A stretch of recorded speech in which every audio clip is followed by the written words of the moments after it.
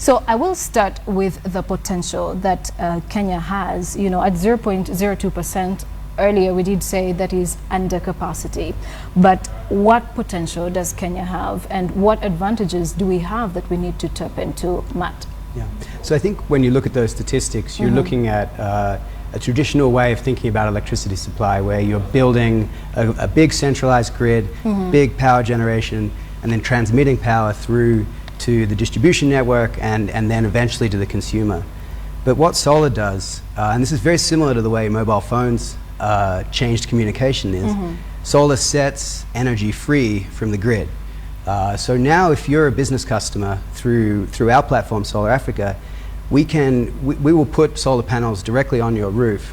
And we've done this at the Garden City Mall here in Nairobi. And we will sell you electricity at a cheaper, cleaner electricity. And that complements the supply you're getting from the grid. Right. So I think when you think about solar, you need to think about a different kind of grid.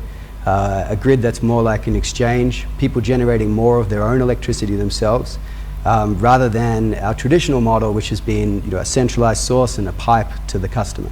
So in some ways it's setting us all free. Right. And Damien, I'd like to come to you as well. When it comes to the different appliances for solar, and generally in Kenya, solar is looked at as the alternative either to thermal or hydroelectric power.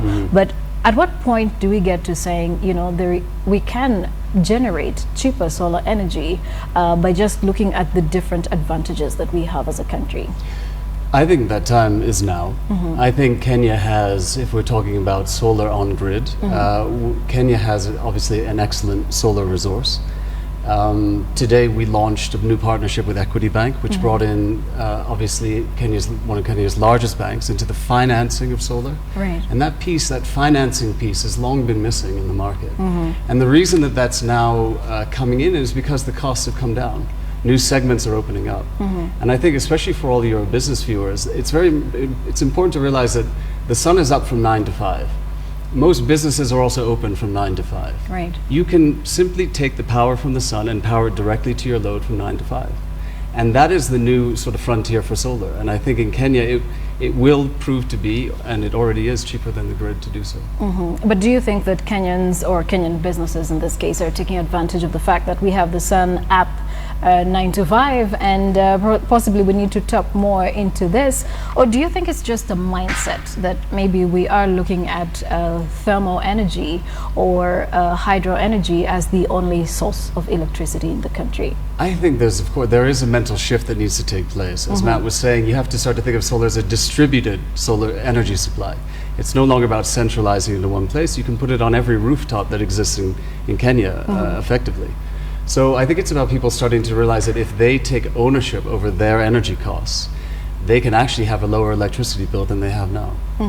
All right, and let's talk about from the investment point of view. How easy has it been to tap into the Kenyan market in regard to solar investment? Yeah, so we have an energy fund, Cross Boundary Energy, which we're deploying into solar, rooftop solar that serves businesses through our platform, Solar Africa. And we'll deploy around $25 million across Africa in the next 12 months.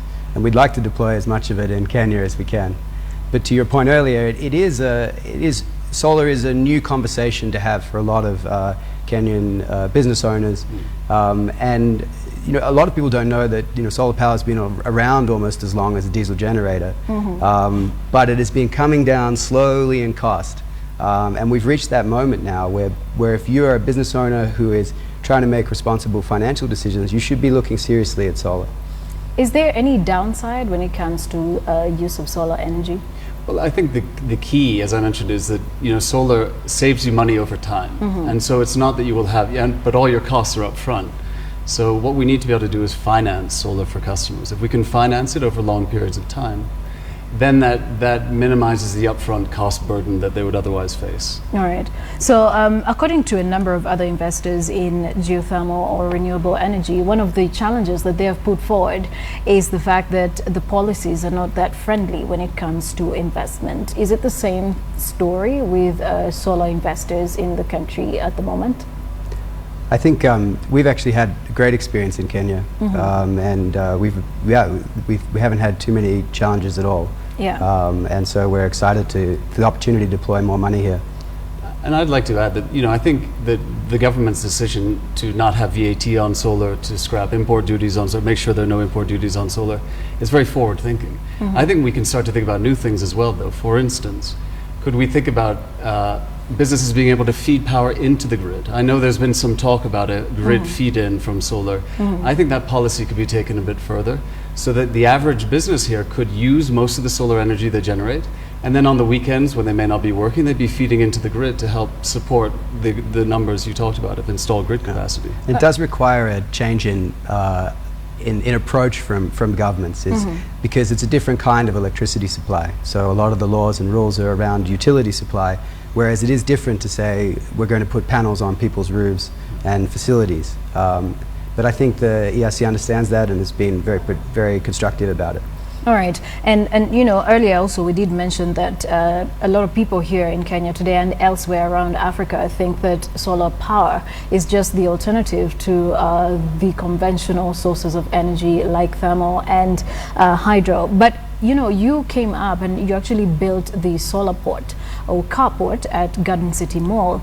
How much power does it generate on a daily basis or a monthly basis if you're going to quantify it? Right. And how better is it compared to the other sources of energy? So it's a 858 kilowatt system, which is enough to power about 550 homes. And so we're picking up around 30% of the power of the mall. And over the lifetime of the system, we'll save close to 20,000 tons in carbon emissions, while delivering a cheaper source of power to the customer.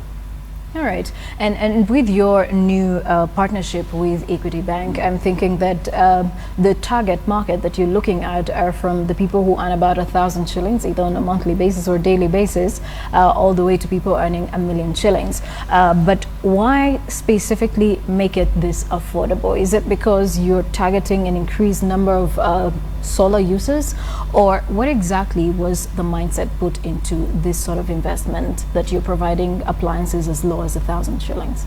Yeah, I think as a company we see there's an enormous potential amongst households that don't have reliable access to the grid. So there's a pure market there that makes sense. As a company too, it's part of our social mission and objective that we want to serve those customers.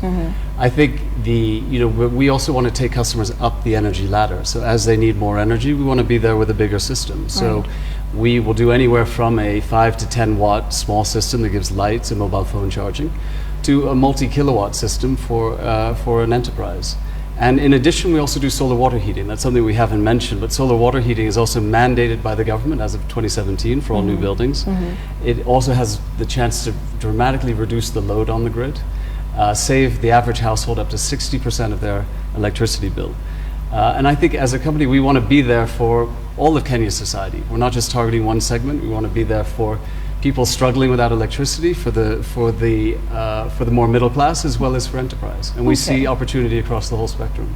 Right, and so there are other countries as well, like South Sudan, that have managed as well to invest heavily into solar energy, and would like to take a look at that story, because I think one of the companies in South Sudan as well happens to be investing heavily and making sure that people, especially in the rural areas, have access to solar energy. Now in Africa, businesses and consumers are focused on changing the aftermath of the historic agreement on climate change and concentrate on renewable clean energy sources. In South Sudan, Azuri Business is focused on finding renewable solutions which will transform lives in an affordable way to people in some of the poorest parts of the world. Let's take a look at that story. For days